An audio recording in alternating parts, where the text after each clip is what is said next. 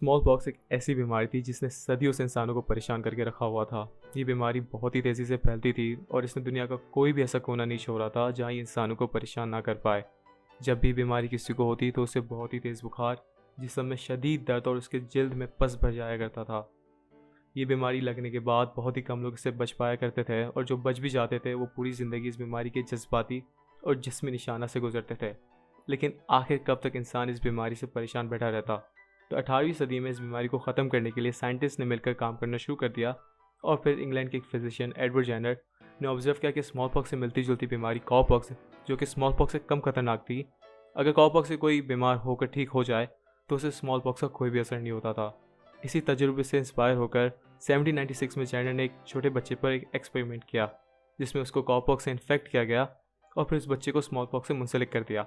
नतीजा यही था कि उस बच्चे को स्मॉल पॉक्स का कोई भी असर नहीं हुआ और ऐसे ही दुनिया में सबसे पहले वैक्सीन की इजाद हुई। इस वैक्सीन ने दुनिया में एक बहुत ही बड़ा इनकलाब लाया और 1980 तक ये बीमारी पूरी तरीके से ख़त्म हो चुकी थी और वर्ल्ड हेल्थ ऑर्गेनाइजेशन की तरफ से स्मॉल पॉक्स वाहिद बीमारी थी जो बहुत ज़्यादा कोशिशों के बाद पूरी तरीके से ख़त्म हो चुकी थी।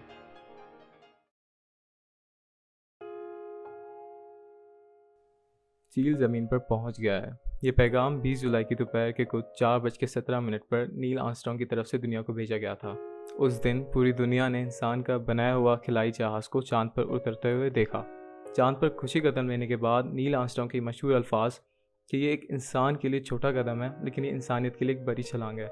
ये लम्हात इंसानियत के लिए एक तारीखी कामयाबी है कि कैसे हम इतनी सारी मुश्किलात के बाद भी अपने हदूद से बाहर जाकर आ भी चुके हैं। मून लैंडिंग का एक बहुत ही गहरा असर हुआ था इंसानी तहकीक में और मून लैंडिंग ने बहुत से साइंसदान इंजीनियर को इंस्पायर भी किया था कि वो स्पेस एक्सप्लोर करें और कायनात के राज को जानें।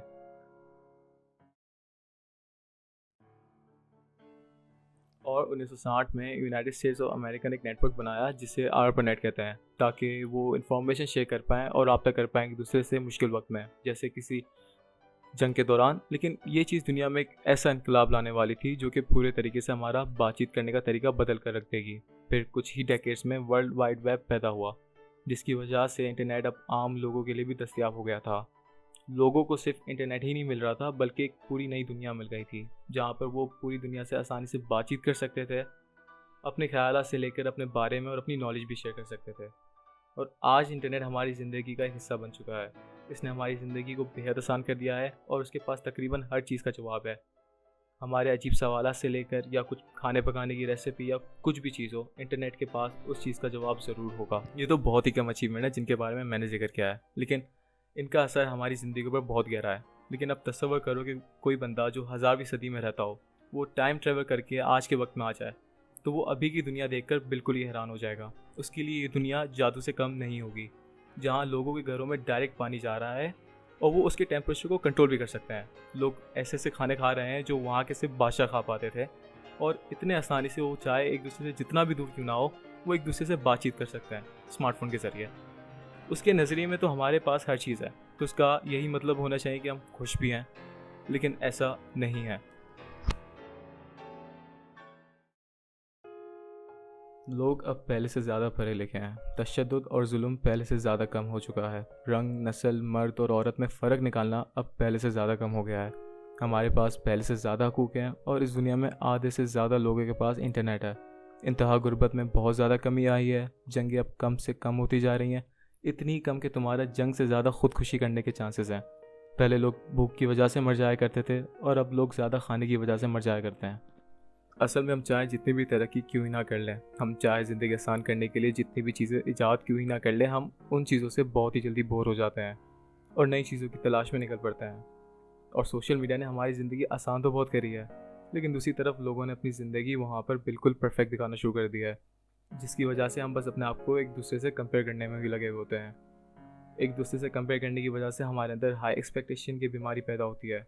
हम कोई भी चीज़ क्यों ही ना कर लें, हम कभी भी उससे खुश नहीं हो पाते क्योंकि दूसरों ने उससे बेहतर किया हुआ होगा। हम बस ज़्यादा से ज़्यादा माल जमा करने में लगे हुए होते हैं। अच्छा घर, बहुत सारी गाड़ियाँ ही हमारा मकसद बनकर रह जाता है और हमारे अपनों के साथ ताल्लुक़ में कमी आ जाती है। हम यहाँ अपना मकसद भी खो बैठते हैं।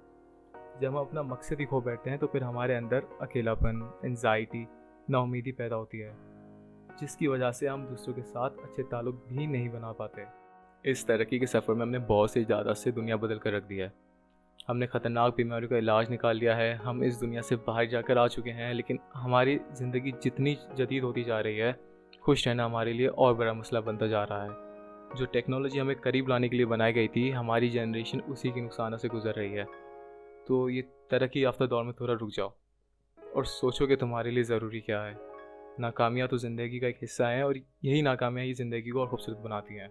हमारे पास हमेशा के लिए वक्त नहीं है, तो क्यों करना अपने आप को दूसरों से कंपेयर जब तुम कुछ दिलचस्प कर सकते हो। आखिर ज़रूरी नहीं है कि तुम अगले ही बिल गेट्स बनो या कुछ ऐसी चीज़ करो जो कि किसी ने ना की हो। बस ज़िंदा रहो और खुश ही नहीं सही, अपनी ज़िंदगी से मुतमईन रहो। आखिर इतनी छोटी ज़िंदगी भी लोग क्या कहेंगे सोच कर गुजार दोगे।